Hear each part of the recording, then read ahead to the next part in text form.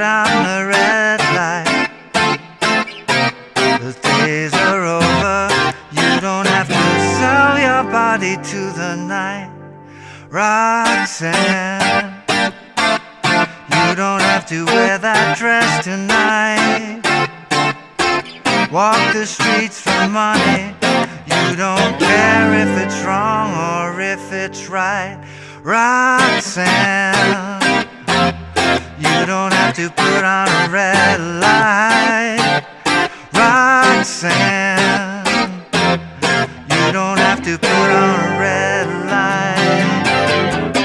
Put on a red light. Put on a red light. Put on a red light. Put on a red light. Put on a red light.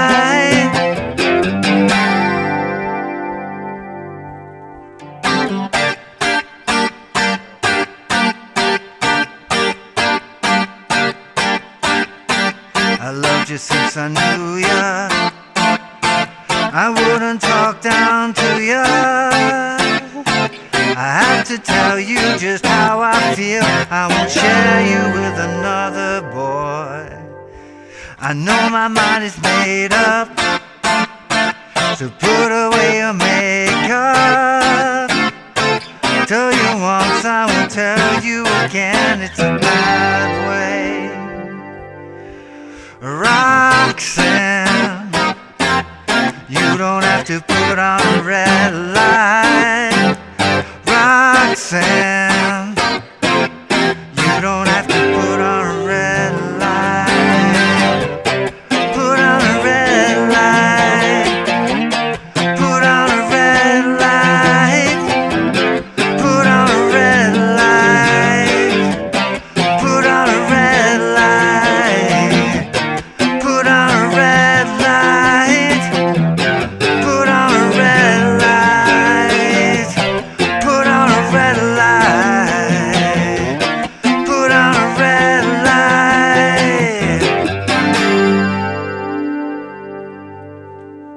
Hey, how you doing? Justin here. Today we are checking out Roxanne by The Police. Features some incredible guitar work by Andy Summers. It's really great if you're working on your bar chords and your short staccato chord stabs. Also some beautiful chord grips in it as well. Let's get to a close-up. Check it out. So let's start by going through the chords as you're going to encounter them in the song. First one is a G minor. I would generally play it using the third finger on the 5th fret of the 4th string and a first finger mini bar on the thinnest 3 strings. You want to try and make sure the thickest 2 strings are muted, so probably the tip of your third finger here will touch the 5th string and probably a thumb reaching over will mute the thicker string. So you want to have those 2 muted, 5th fret, 3rd fret, 3rd fret, 3rd fret. The first chord. It's played for a couple of bars there at the beginning before the bass comes in, and then the chord progression starts where it goes from the G minor to an F6. Really, really nice grip, this one. This is starting on the 4th string, 3rd fret, 2nd fret, 3rd fret, 1st fret. Again, you want to make sure those thicker strings are muted. 5th string by the tip of your 3rd finger and the thicker string with your thumb. Okay. Then we're going to an E flat major 7 chord.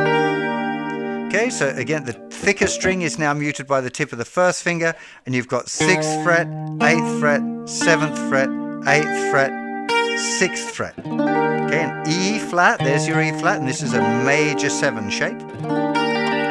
That moves down 1 fret, and we've got a D minor 7. If you're not familiar with minor 7, maybe you know D minor already, and you just lift off little finger. So you end up with muting the thicker string, 5, 7, 5, 6, 5. That moves down 2 frets. We've got a C minor 7, exactly the same shape, just moved down 2. Then we end up with a kind of an unusual grip. This is an F7 sus4. 1, 3, 1, 3, 1, 1. Okay? Now, I very often play it without the bass note, and I don't know exactly why, to be honest. It does look like on videos. Sometimes I think Andy's barring it, and sometimes I just think he's playing it with that C bass note. definitely with the C bass note, it makes it a bit easier to get that note on the 4th string. So I feel like that's maybe a better option some of the time than the bar chord one. The bar chord one's probably the right one. You can use that. I'm just trying to move the 2nd finger out of the way so you can see it, but perhaps it could support the 1st finger if you're struggling with that. But like I said, I generally play it like that, and then of course the tip of the 3rd finger there is muting the thicker string if I decide to go it that way. And that moves up 2 frets, and we have exactly the same grip, and this would be a G7 sus4. Okay, so we start with G, 2, 3, 4 to F6, 2, 3, 4, E flat major 7, 3, 4 to D minor 7, 2, 3, 4, C minor 7, to F7 sus, to G7 sus, 2, 3, 4, and that's held for 2 bars usually. So Rox, G, 2, 3, 4, F6. You don't have to E flat major 7 to D minor 7, C minor 7. Those days are F7 sus. You don't have to G7 sus, body to the night. That's a difficult one to sing. Rox, G, F6. You don't have to E flat major 7 tonight to D minor 7 to C minor 7. Days are F7 sus. You don't have to G7 sus4 to the night. Now obviously the first thing that you want to do is get those chords under your fingers so you're familiar with the grips.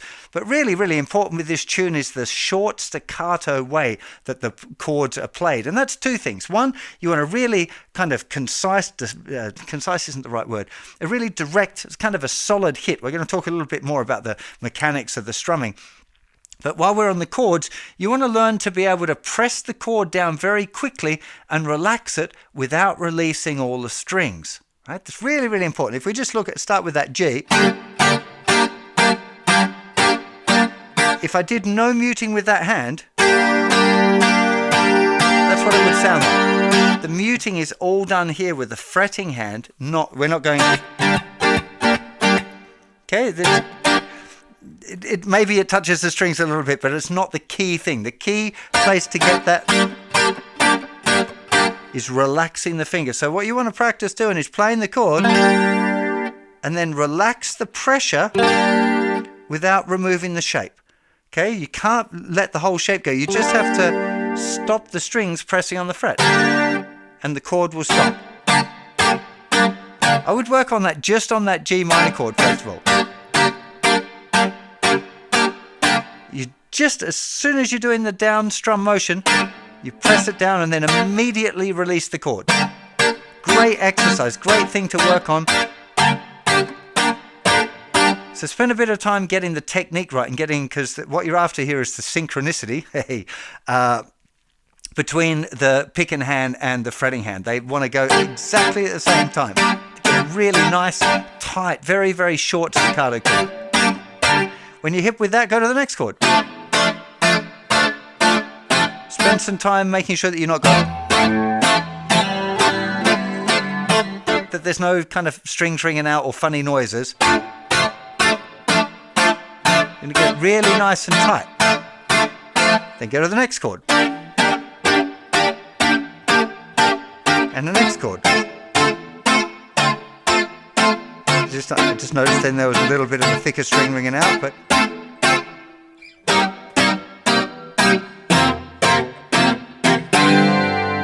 now the rhythm for that section is all consistent. It's the 4 beats on the bar. So playing 1, 2, 3, 4, 1, 2, 3, 4 till the very end we have 1, 2, 3, 4 and. So the G7 sus4 is played on the and after 4.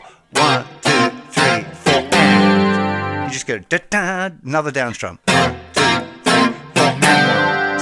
3, 4 1, 2, 3, 4 1, 2, 3, 4 1, 2, 3, 4 1, 2, 3, 4. Here, 1, 2, 3, 4 and 1, 2, 3, 4 1, 2, 3, 4. Now, it would seem, listening to some live versions, that Andy leaves out sometimes the last of the strums on the F in order to get a really nice solid ring out on that G7 sus, because it's ringing for so long. You don't want to miss some of the notes out and not get a real good contact. So going like 1, 2, 3, 4, and 1, 2, 3, 4, and rather than trying to go 4, because that's kind of a lot harder to get a really clean chord on the G. Okay, so don't be worried about having to do the cha-chang part. Remember, 1, 2, 3, 4. As long as you get that chord nice, so it's ringing out, and the full. If you go too quick and you don't get those notes ringing out, it doesn't kind of sound right. So that would be the first thing to get down. Make sure that you've got the chords right, first of all, that the strings are muted. Then work on being able to add that little pulse in so that your fingers are pressing down the chord very quickly and then relaxing, but not lifting off the strings. Give a good listen for any extraneous noise that you don't want heard there. Let's have a little bit of a focus on the right hand for a second. Really important that you get that it's all down strums, and the down strums are just on the beat, 1, 2, 3, and 4, but you're actually going to make 8 down strum movements with your hand, and you can watch Andy is definitely doing this when he plays it. Now, the in-between ones are real small, so 1 and 2 and 3 and 4 and it's just this little motion, 1 and 2 and 3 and 4. If I just do this, it doesn't feel right. There's not enough movement, not enough, I don't even know what you call it, not enough energy, not enough momentum. Doing that, it's like it's driving along. The speed of it gives it kind of energy and impetus, whereas if you go, it just doesn't work. Doesn't have, it's not, you don't have to put a click in. But the motion, if you watch from far away, again, this is a good little exercise for yourself. Go and watch a couple of the live videos of the band playing this, of Andy playing it. See, there's always little bits of close-up of his hands that you'll see. From a distance, it looks like he's doing this. When you see a close-up, you get that little, you'll catch that little motion in there. It makes such a big difference to the feeling of it. Again,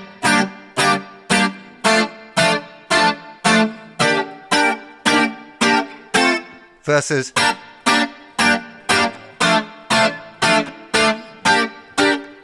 even if it's exactly the same, the note that's being played comes out different when you change the feeling, the physical feeling of doing it. So do check that out as well. It's really important for all of the tune to get that feeling, the 8 down strums per bar. I call it 16th note strumming because there's 16 possibilities in the bar, but the key thing is that you're doing a down feeling on the 1 and 2 and 3 and 4 and 1 and 2 and 3 and 4 and the ands are obviously a little bit softer or not played at all, but really you'll find that it really helps drive the song along and give it the right momentum. So the chorus starts with the C minor, then the F7 sus, then the G7 sus, but we're continuing the chips on the beat. Second time round, 1, 2, 3, 4. There's that little push again on the G, where the G is moved an 8th note earlier to the and after 4. If you listen to some live versions from the 80s, you'll hear that sometimes Andy actually lets some of the chords ring out there in the chorus, and sometimes releases the suspension on the G. So that would be, instead of having the little finger down, he's putting second finger down, 4th fret of the 3rd string. So you end up this kind of thing.